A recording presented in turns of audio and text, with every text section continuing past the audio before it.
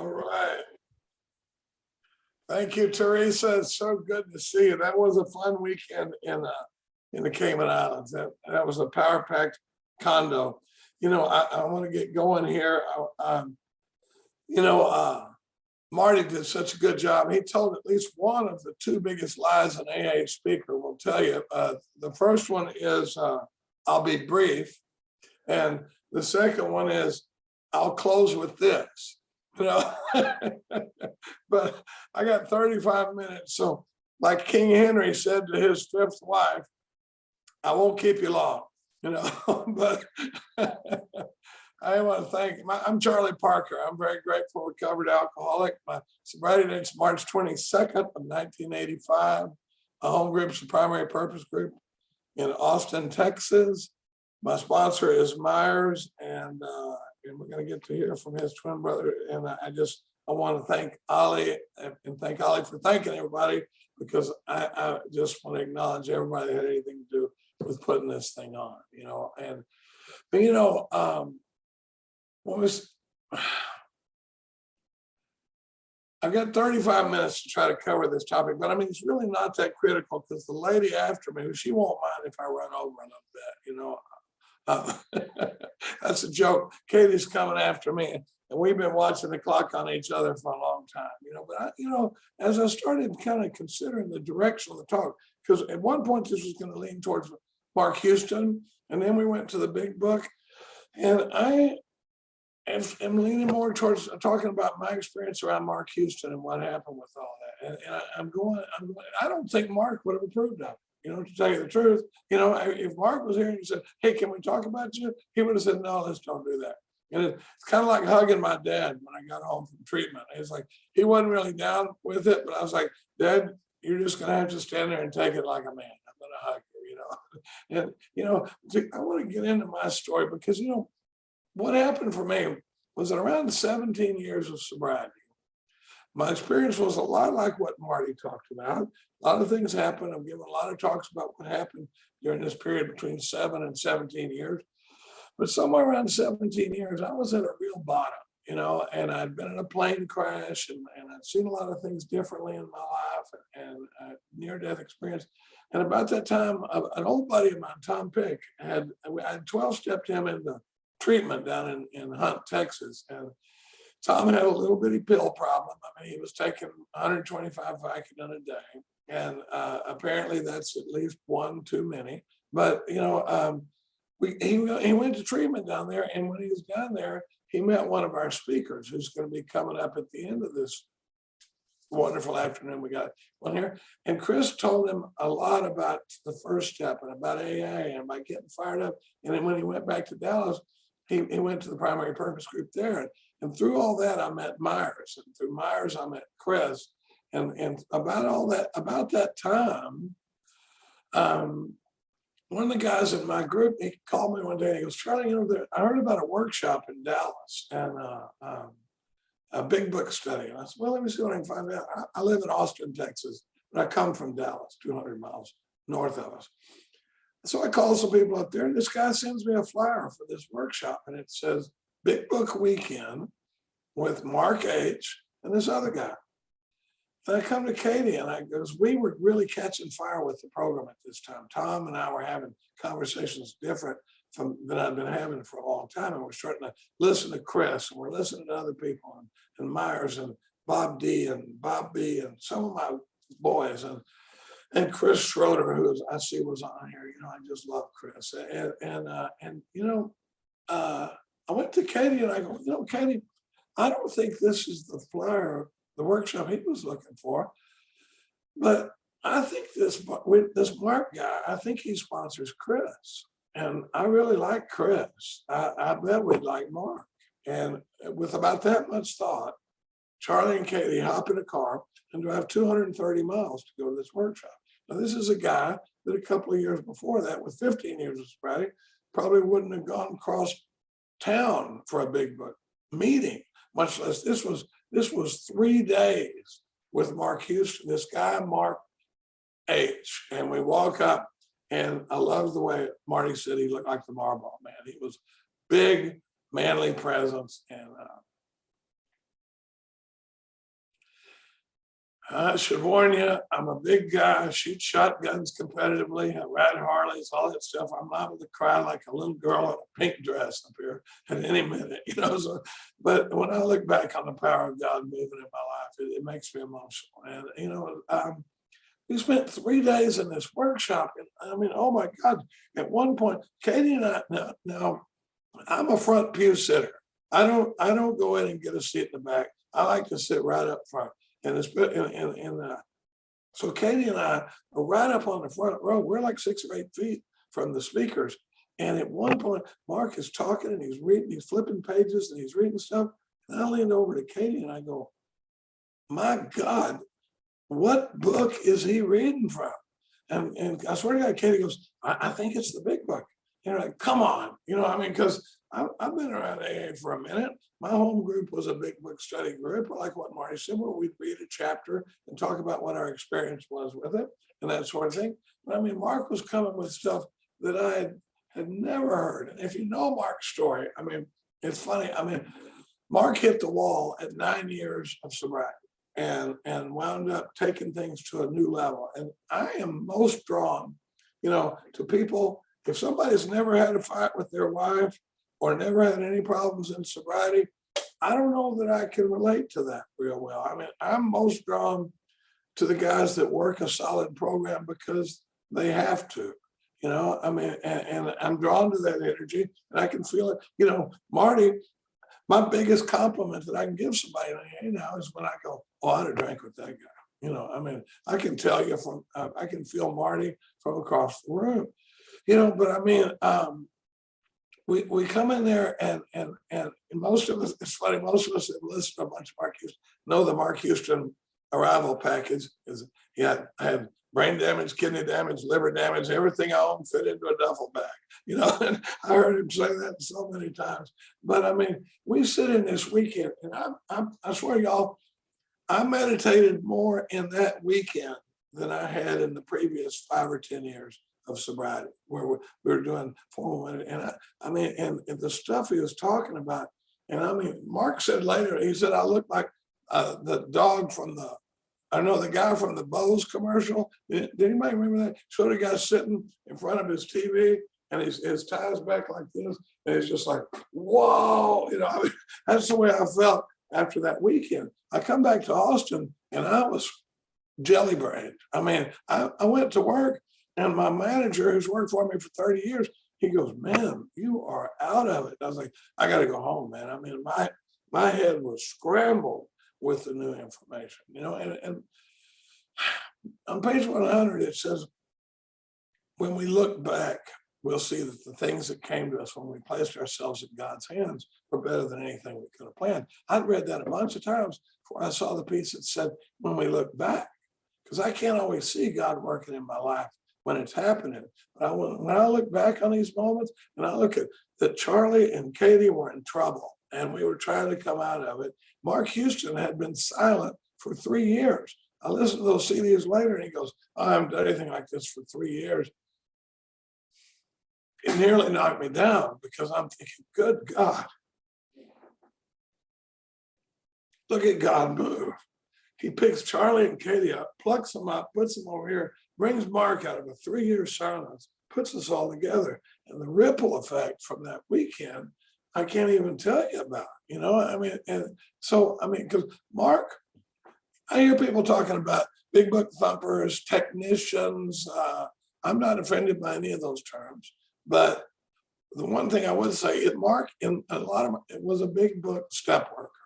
And that, and so are most of my heroes, you know, big book step worker, you know, not just theory, you know, but actually continuously working. This untreated alcoholism package is only treated by continuously working the steps as they're laid out in this book. And, you know, I'm glad you're recording this thing. One of the biggest things, shout outs I like to give is to the tapers, because I grew so much from the recorded message.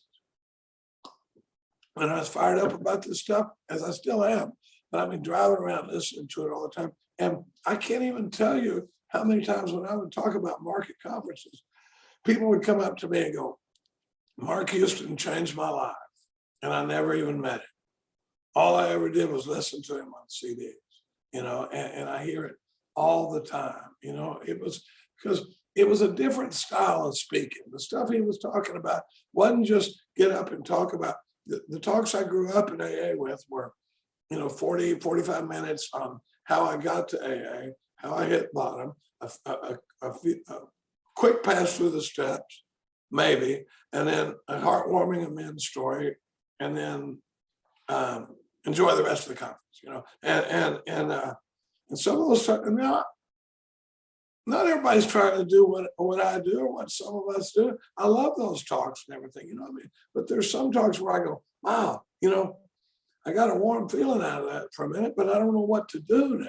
I mean, I'm still kind of in trouble, and so this was instructional stuff and wrapping, our story around the work, and using our story to illustrate step one and that sort of thing. And then, the funny thing is, like Marty alluded to, not everybody's trying to hear it.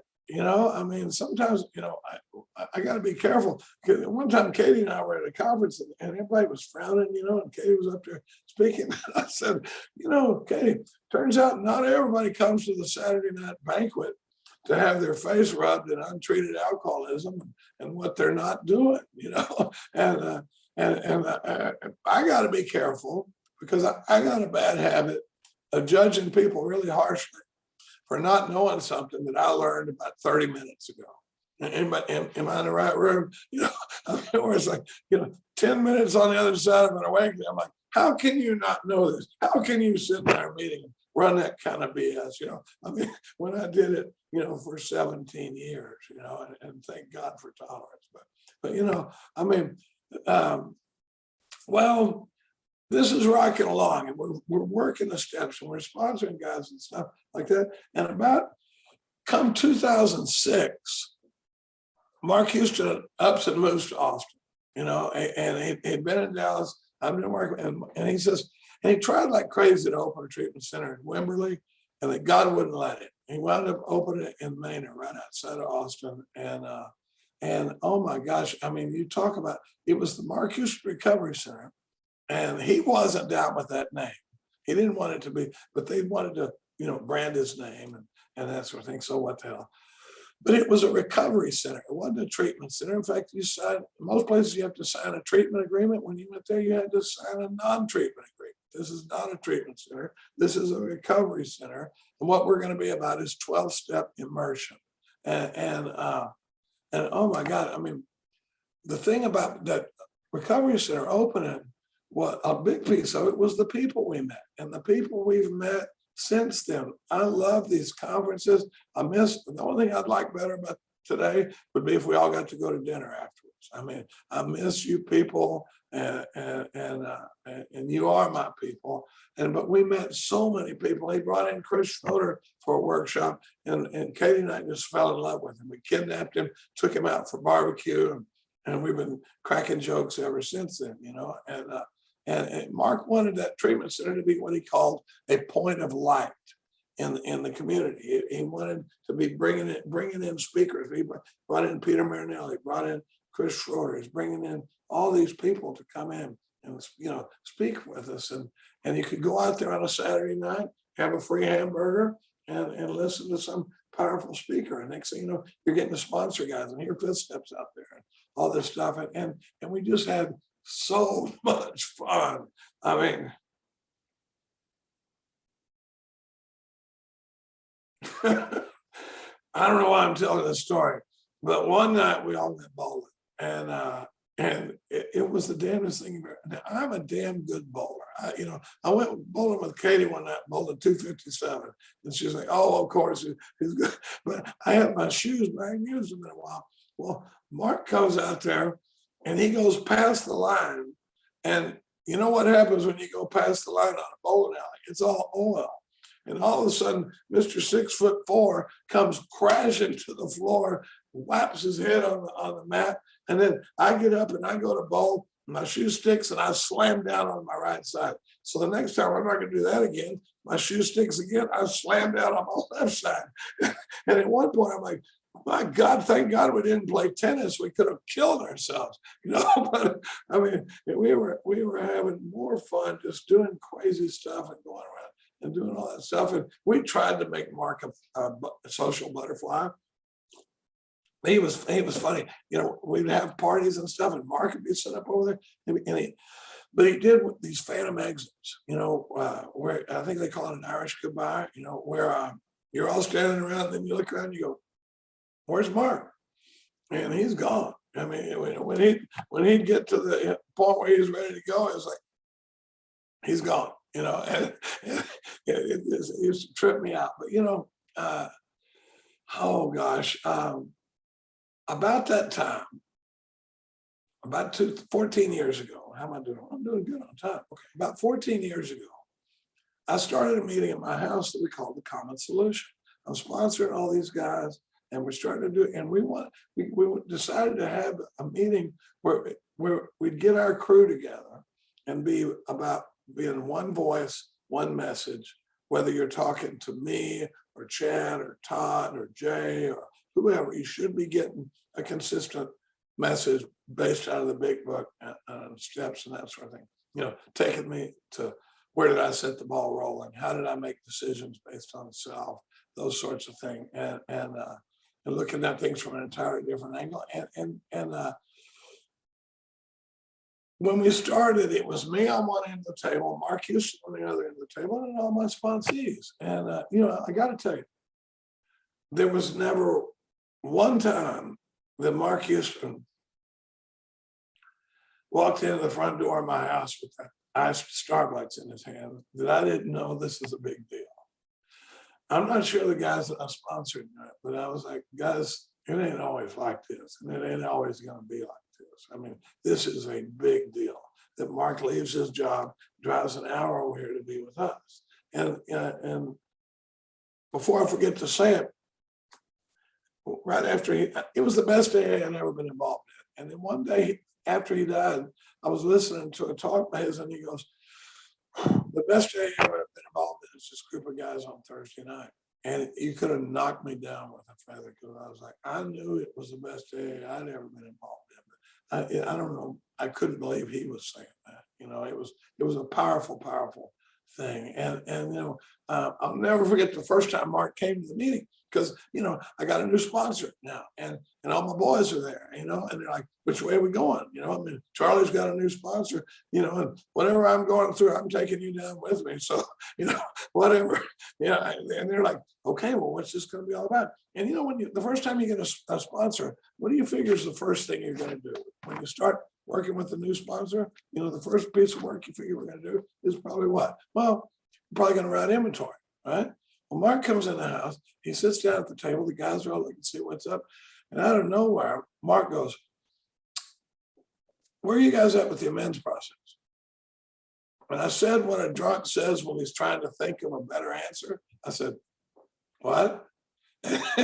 And he said, "Where are you guys at with the amends process?" And I gave some BS answer, you know, and the truth was, I was amazed before I was halfway through, and a lot of my amends were still in the drawer, you know. And Mark comes up and he goes, "I sense that there's a significant experience available for you men in the amends process." And we're just like, we thought it was like Svengali or something. We're like, how does he know that? You know, and well, he knows it because nearly all of us have a significant experience, especially people coming out of mainstream AA.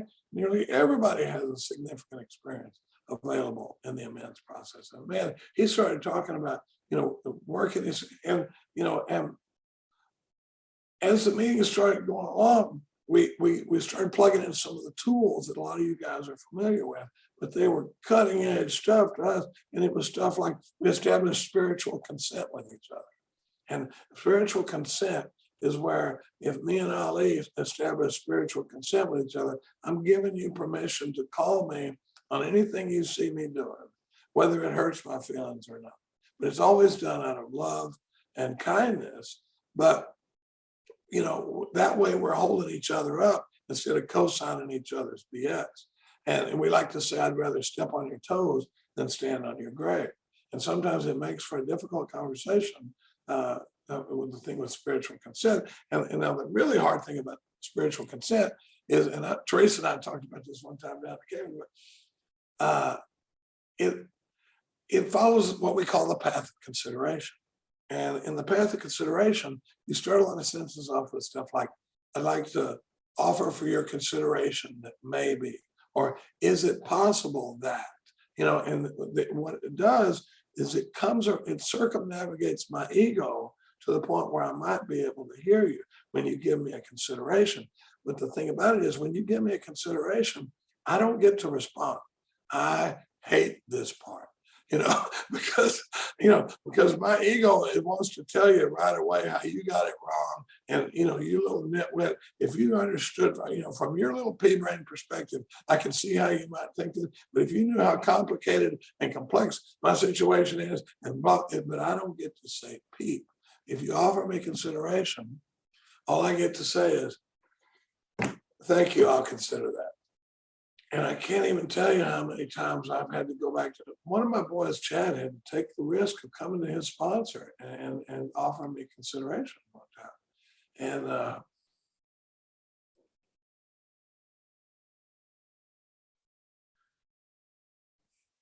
he comes to me one day and he says, Charlie, can I offer you consideration? And I said, yeah. And he goes, you seem like a guy that's starting to run the show again.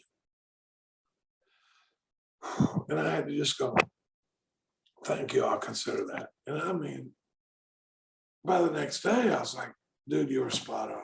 I mean, everybody is bugging me. Everybody's pissing me off.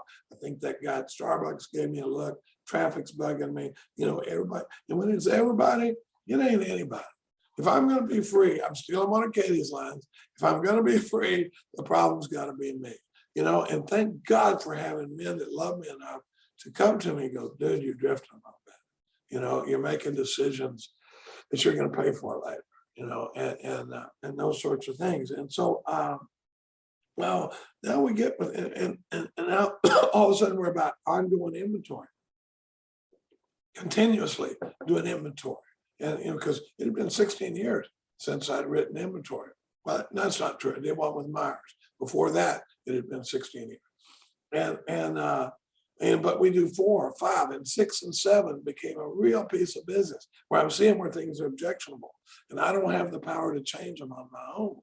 And if I don't have the power to change something's objectionable, am I willing to let God change it in whatever way he sees fit? And if that's in place, I take it to God in the 7th step, and it becomes a real piece of business where I'm getting down on my knees and asking. One time I could not stop playing internet poker. And I called up Tom Pick, and I said, Thomas left us, he's passed away, but I called up Tom and I said, dude, I can't stop playing internet poker. And he goes, are you ready to quit for good and for all?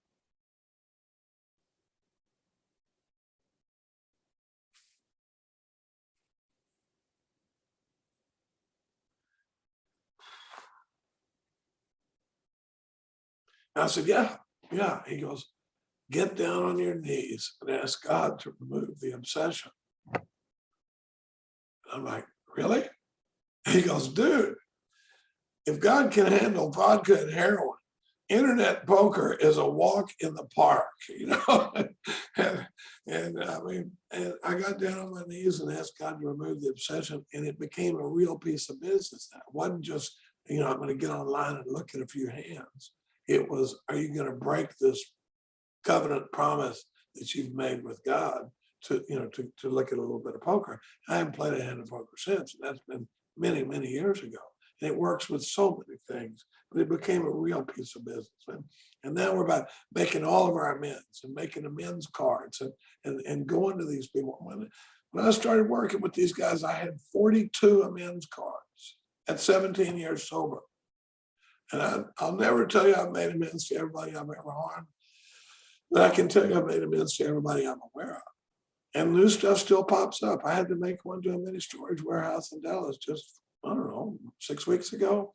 And because stuff pops up and you go, whoa, I never straightened that out, and what if we're about making all of those amends? And besides that, with this crew we have, I've got guys on this screen that are my 10th step buddies, so I might not be able, Myers is my sponsor and thank God for him, but so I can't always call Myers. And sometimes I can call Marty, or I can call Danny Brown, or I can call Chris Schroeder or Lorenz or one of my boys or something like that. But I can't, if I call up to talk about a difficult person and they start talking about here's how you deal with a difficult person, I'm dead man.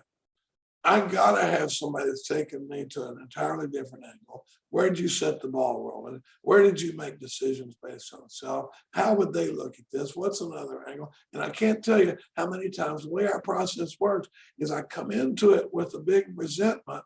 I see it from a different angle. I see how selfish and self-centered I am. And I go, oh my God, I come out the other end with an amends to go make. It happens over and over and over. And that's where the freedom takes place. I think they owe me, and I need to go look them up and go, man, I'm really sorry about taking this. I lost my mind there for a minute. And Katie can tell you, it still happens, and she doesn't care what my motives were. The book says even though our motives were good, she's like, sometimes I go, I wasn't trying to hurt your feelings. And she goes, look right in here. Look right in here. Do you see anybody that gives a flip what you were trying to do? It's like, I'm telling you, you hurt my feelings. I'm like, but I didn't mean to, and so AA is alive and well in our house, and thank God for it. But now we're doing this and doing 10 steps with each other and actually doing them, and then when you get into the 11th step, Katie will go way more technical than I'm going. I'm having a lot of fun, but when we talk about the evening review and morning prayer, a lot of people when they talk about the 11th step, they talk a lot about prayer and meditation. They don't talk about evening review much. And this is big stuff.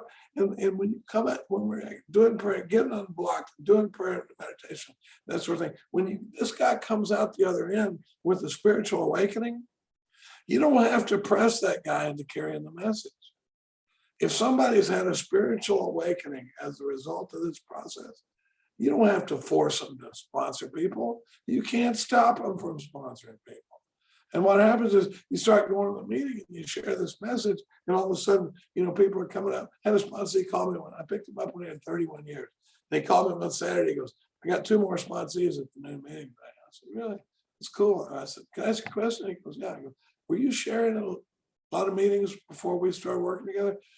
He goes, oh, every meeting I went to. I shared every meeting I went to. I said, were people asking you for your phone number? And he goes, oh, no, nobody was fighting for what I had.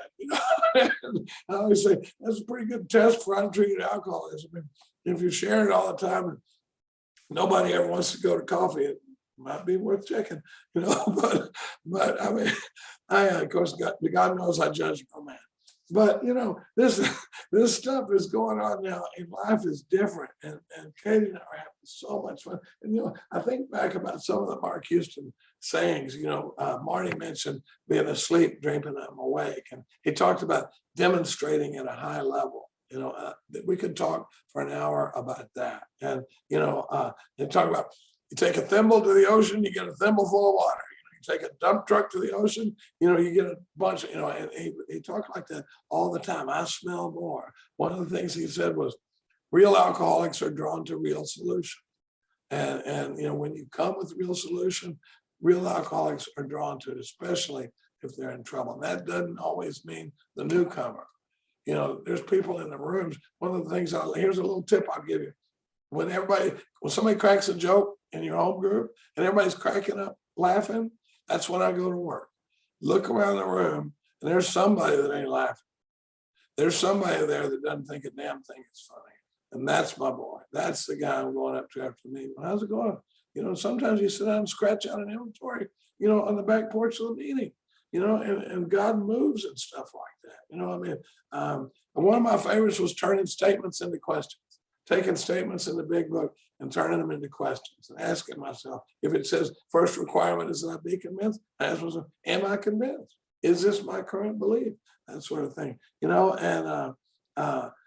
one of the things about that Mark talked about guiding people through the work. One time he used to like to say that, given me this book and thank you, giving me this book and expected me to get it. This was actually Mark Houston's book. I got it back after he passed away, but I gave it to him and then I got it back. But he used to say, giving me this book and expecting me to get it is like giving me the flight manual to an F-16 fighter jet and expecting me to get it. You know what I'm saying? Hey, when you get done, we got one out in the parking lot. Try not to hurt yourself or anybody else when you're flying it. You know, it's like, I'm going to need a little instruction, you know, and that sort of thing. You know, so, I mean, he liked to say, I'll never lie to a drunk. Mark, a lot of people thought he was really direct, but he wouldn't lie to a drunk. We were in front of the meeting one time. He asked this guy, how long are you sober? And the guy goes, well, I had 2.5 years. I had to go out and do some real research. And Mark goes, you didn't do more research. You took your will back and you drank again. The guy's like, dang, you guys play hard, you know. I mean, but, I mean, that's what I mean when he said, I'll never lie to a drunk, you know, a personal accountability. He did a talk at the table one night about the hour at the end of the fifth step that is unbelievable. It revolutionized that whole hour at the end of the deal. Well, I'm going to finish with this. How about that, Marty? On February 18th, 2010, it was a Thursday night, and we had the Common Solution meeting. And we're sitting there, and we're all talking, and Mark is talking. And one time, Mark called me and goes, Charlie, I feel like I'm running that meeting. And I said, Mark, I got news for you. You're running that meeting. You know, I was like, if it comes down between here and you talk, or what one of these knuckleheads thinks about it, come on with it. You know, and Mark was sitting there one night, and he goes, you know, when I die, I want to die like my heroes in there. I want to be current in the work. I want to be current in inventory, current in my events. I want to be sponsoring guys. I want to be being sponsored and stuff like that. And we're talking like that. And like, where, you know, odd thing that come out of it. I don't think he meant tomorrow afternoon, but Mark Houston died suddenly on February 19th, 2010, the day after he said that in our meeting. And Katie and I were up. Katie was doing a workshop with Bob Darrell, and we get the call that Mark passed. And nobody checked with me on that. I was not prepared for that. I needed Mark for about another 15 or 20 years, you know, and I'm still.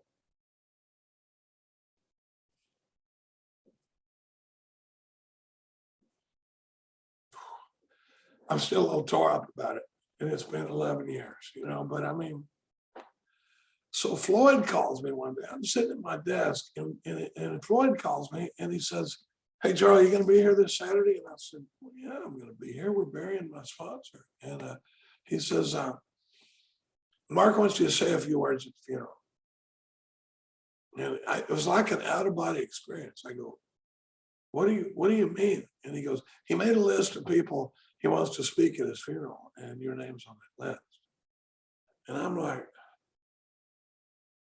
when did he make this list? And he goes, back in December when we did his will. And you know, I got to speak at his funeral. There was about a half dozen, Chris and a few others got to speak. It's not coming, but you know, it occurred to me that Mark Houston was put in our lives, but Katie and I were also put into Mark's life. And you know, God doesn't bring two people together to just help one of them. And he's way more efficient than that. And the community we built with Mark and the people that he knew, and is something I'll always be grateful. But you know, so many of our greats are passing. And I was talking to somebody about it, to Chris about it yesterday. It's like, we got people that are getting old. We got people that are dying way too often. And like Marty was saying, it's up to us to pick up the torch. Christ, it might be up to y'all. You know, I just turned 65 years old. I don't know. I ain't got no promises, but you know, pick up the torch, get out there and demonstrate this process at a high level. Help other people carry this message. It's a great life. It's a design for living that really works. My name's Charlie Parker. I'm alcoholic. Thanks, everybody.